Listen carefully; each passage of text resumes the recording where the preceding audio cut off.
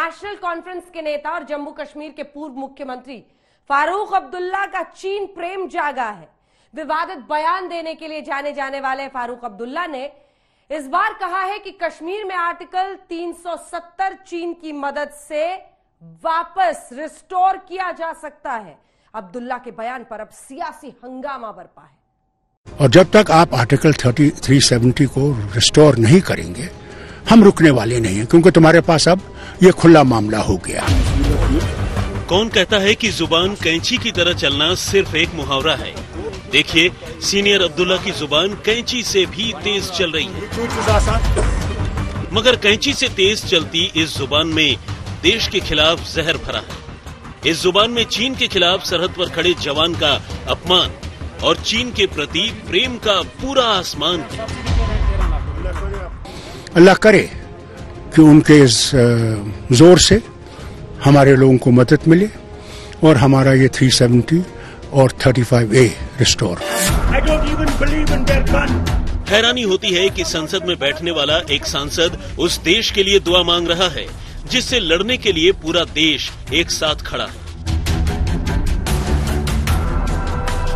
एक सांसद उस देश के पक्ष में खड़ा है जिससे चारों खाने चित करने के लिए देश का एक एक प्रहरी जान की बाजी लगाने के लिए तैयार है। देश का एक सांसद उस मुल्क की तरफदारी में लगा है जो सरहद पर हमारे जांबाजों के साथ छल से खूनी खेल खेलता है। तो सवाल यह है कि क्या फारूक अब्दुल्ला चीन को सही मानते हैं और भारत को गलत? क्या फारूक चीन की विस्तारवादी नीति के समर्थक हैं? अनुच्छेद 370 है, जिसको कि संवैधानिक तरीके से भारत के संसदीय पटल पर एब्रोगेट किया गया था, हटाया गया था। चीन के सहायता से पुनः उसे इंस्टॉल किया जाएगा। चीन के सहायता से पुनः आर्टिकल 370 को वापस लाया जाएगा, तो स्वाभाविक है, न केवल यह चिंतनीय है अपितु ये दुखद है। श्रीनगर से सांसद फारूक अब्दुल्ला भूल गए कि सांसद बनने के साथ ही लोकतंत्र के मंदिर कहे जाने वाले सदन में सांसद देश की संप्रभुता और अखंडता की शपथ लेते हैं। मगर वो भूल गए अपनी शपथ, भूल गए देश के प्रति अपनी जिम्मेदारी, भूल गए देश के प्रति सांसद होने की जिम्मेदारी। देखिए, जहां तक चीन का सवाल है, मैंने तो चीन के प्रेसिडेंट को कभी यहां बुलाया नहीं। हमारे वजीर आजम ने उसको गुजरात भी बुलाया, उसे झूले पे भी बिठाया, उसे चेन्नई भी ले गए, वहां भी उसको खूब खिलाया, मगर उन्हें वो पसंद नहीं आया और उन्हें आर्टिकल 370 को लेकर ये कहा कि हमें ये कबूल नहीं है। अब्दुल्ला का ये बयान किसी भी ऐसे शख्स को चुभ सकता है जो देश के प्रति जिम्मेदार है, जिसे देश से प्यार है, जो देश के लिए कुछ भी करने को तैयार है। इसीलिए बीजेपी ने फारूक अब्दुल्ला के बयान पर जोरदार प्रहार किया। कैसे वो कह सकते हैं कि किसी दूसरे देश के साथ मिलकर हम अनुच्छेद 370 वापस लाएंगे? अनुच्छेद 370 का हटाना, इसको लेकर एक डेमोक्रेटिक कंट्री में, एक लोकतांत्रिक देश में आपके मन में किसी प्रकार का रिजर्वेशन है, आप उसके खिलाफ कहना चाहते हैं, आप स्वतंत्र हैं।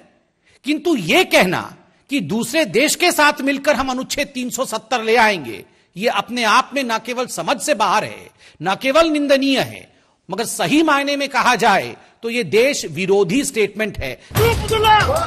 फारूक अब्दुल्ला के बयान के खिलाफ जम्मू में शिवसेना ने प्रदर्शन किया और फारूक अब्दुल्ला होश में आओ के नारे लगाए।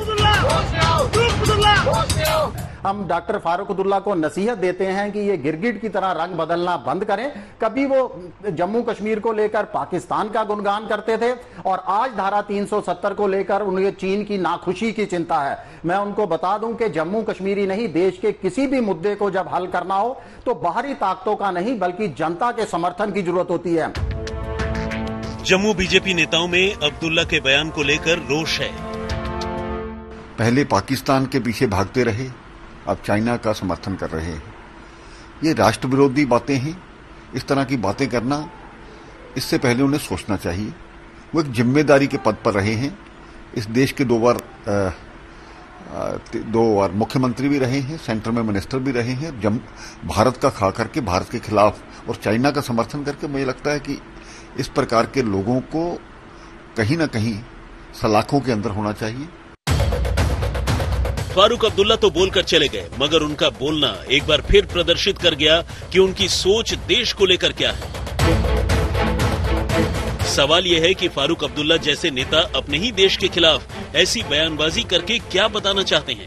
इसलिए अब्दुल्ला को तो यही नसीहत दी जा सकती है कि जुबान पर लगाम दिखती नहीं है, मगर होनी जरूर चाहिए। जम्मू से सुनील जी भट्ट के साथ अशरफ वानी, श्रीनगर, आज तक। फारूक अब्दुल्ला की जुबान में अब चीन के लिए चाशनी घुल गई है, तो उसकी वजह है 5 अगस्त 2019 का वो फैसला जिसने कश्मीर की किस्मत बदल दी और साथ ही बदल दी अब्दुल्ला और उनके जैसों की सियासी तकदीर, जो अब तक कश्मीर को अपनी जागीर मानते आए थे। वैसे तो पहले भी अब्दुल्ला परिवार पाकिस्तान की धुन बजाता रहा है, बदले हालात में उनके सियासी तराने में चीन भी शामिल हो गया। अब मोदी साहब क्या कर लेंगे?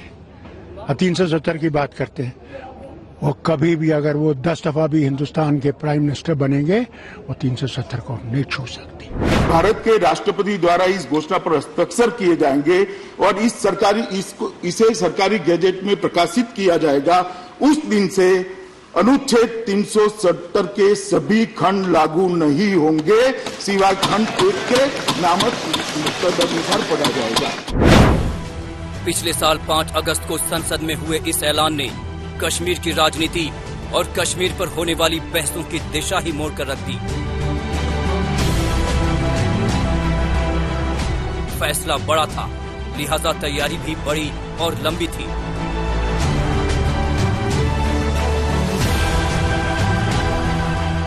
दुनिया ने तो 5 अगस्त को जाना, लेकिन महीने भर पहले से ही कश्मीर में हो रही हलचल इशारा कर रही थी कि कुछ बड़ा होने वाला है। और आखिरकार 4 अगस्त की रात करीब करीब तय हो गया कि कश्मीर के लिए अगली सुबह बिल्कुल अलग होगी। मुझे लगता है कि मुझे आज आधी रात से नजरबंद किया जा रहा है और बाकी मुख्य धारा के नेताओं के साथ भी यही हो रहा है। पता करना मुश्किल है कि ये सच है या नहीं, लेकिन अगर ये सच है तो जो भी होगा वो हम सब साथ मिलकर झेलेंगे। अल्लाह खैर करे। उमर अब्दुल्ला का अंदाजा बिल्कुल सही था। उनके अलावा उनके पिता फारूक अब्दुल्ला, महबूबा मुफ्ती समेत कश्मीर के कई नेता रातों रात नजरबंद कर लिए गए थे। एक दिन बाद उनके पिता फारूक अब्दुल्ला कुछ इस तरह मीडिया कैमरों में दिखाई दिए, घर की बालकनी पर मजबूर और करीब करीब फपकते हुए। We believe in peaceful resolution of things. If they want to murder us, we are ready. My chest is ready. Fire here, not into my back. For I stood for this nation. Farooq Sahab, doctor साहब, right now, where is Umar Abdullah? My son is in jail, and I do not know how many more poor people will be in jail. अगले कुछ दिनों तक कश्मीर में action तेज रहा। बड़े नेता पहले ही नजरबंद या हिरासत में ले लिए गए थे। 25 अलगाववादियों को श्रीनगर से आगरा पहुंचा दिया गया। कश्मीर में बाहरी नेताओं की एंट्री पर पाबंदी लग गई और अफवाह तंत्र पर लगाम लगाने के मकसद से इंटरनेट सेवा महीनों तक बंद रही।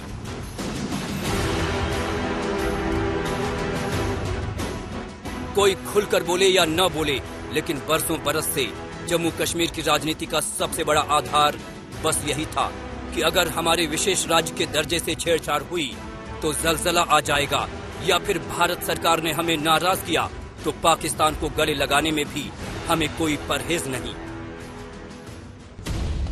ये तो तय था कि ज्यादातर कश्मीरी नेता कश्मीर की नई तकदीर की राह का रोड़ा बनेंगे और मोदी सरकार को ये कतई मंजूर नहीं था। लिहाजा कश्मीर की खातिर कुछ कड़े फैसले लिए जिनका असर लंबा दिखा। महबूबा मुफ्ती अभी तक नजरबंद है। उमर अब्दुल्ला 24 मार्च 2020 को रिहाई हुई। फारूक अब्दुल्ला 7 महीनों से ज्यादा नजरबंद रहे। 13 मार्च 2020 को रिहाई हुई। 7 महीनों की नजरबंदी काटकर फारूक अब्दुल्ला जब बाहर निकले तो कश्मीर समेत देश की फिजा भी बदल चुकी थी। कोरोना संकट के चलते न तो रैलियां हो सकती थी, न सभाएं, करीब साल भर बाद संसद में हाजिरी लगाने का मौका मिला तो उनका पाकिस्तान प्रेम यहाँ भी छलक पड़ा। बॉर्डर स्कर्मिशेस बढ़ रही हैं और लोग मर रहे हैं, इसमें कोई शक नहीं है। रोज आप अखबार देख लीजिए, है कोई रास्ता निकालना पड़ेगा इस स्थिति से निकलने का। और बातचीत के सिवा मैं नहीं समझता हूं, जैसे आप चीन से बात कर रहे हैं, चीन से कोशिश कर रहे हैं कि वो पीछे हट जाए, इसी तरह से हमें अपने पड़ोसी से भी बात करके रास्ता निकालना पड़ेगा इस स्थिति से निकलने के लिए। फारूक अब्दुल्ला अब जो चाहे बोले, जिसे चाहे गले लगाएं, लेकिन हकीकत यह है कि कश्मीर की आवाम ने अलगाववाद और मौका परस्ती की राजनीति को अलविदा कर दिया है और अपना भविष्य हिंदुस्तान के साथ एकाकार कर लिया है। ऐसे में कश्मीर और कश्मीर के लोगों को अपनी जागीर समझने वालों के आंसू तो टपकेंगे ही। श्रीनगर से अशरफ वानी के साथ आज तक ब्यूरो। अब्दुल्ला परिवार हो या मुफ्ती का कुनबा, दोनों ने कश्मीर पर सत्ता का भरपूर लुत्फ उठाया और जब जब मौका आया दोनों ने ही पाकिस्तान परस्ती में कोई कसर नहीं छोड़ी। आज चीन की मदद से धारा 370 वापस लाने के लिए बेकरार अब्दुल्ला को कश्मीर के भाड़े के पत्थरबाजों में स्वतंत्रता सेनानी नजर आते थे। पार्लियामेंट में इनका रेजोल्यूशन है कि वो हिस्सा जो पाकिस्तान के अंदर है वो हमारा है। अरे तुम्हारे बाप का है क्या? अपनी जुबान से कश्मीर की आबो हवा में जहर घोलने की रिवायत कश्मीर की सियासत में बहुत पुरानी है और करीब 83 साल की उम्र में भी फारूक अब्दुल्ला इस रिवायत के सबसे बड़े झंडा बरदार हैं। शातिर इतने कि एक तरफ चुनावी राजनीति से जोड़कर ज्यादातर वक्त सत्ता के ऐशो आराम में भोगे और दूसरी तरफ पाकिस्तान परस्तों के साथ आंसू भी बहाए। We are united because we want final settlement of this state. But they are there. Don't make a mistake about it. The settlement is not taken place. दरअसल होता ये रहा कि जब जब अब्दुल्ला सत्ता में रहे उनके तेवर नर्म रहे। सत्ता जैसी ही छिनती उन्हें पाकिस्तान याद आने लगता।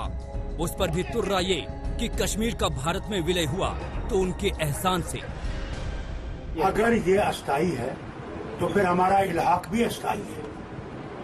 महाराजा जम्मू कश्मीर ने जब ये इलाक किया वो टेम्पररी इलेक्शन था, टेम्पररी एक्सेशन था और वो टेम्पररी एक्सेशन के साथ ये क्लॉज जो 370 था ये भी टेम्पररी था। और ये कहा गया उस वक्त कि जब यहाँ प्लेबिसाइट होगा, प्लेबिसाइट में वतन फैसला करेगा हिंदुस्तान के साथ जाना है या पाकिस्तान के साथ जाना है।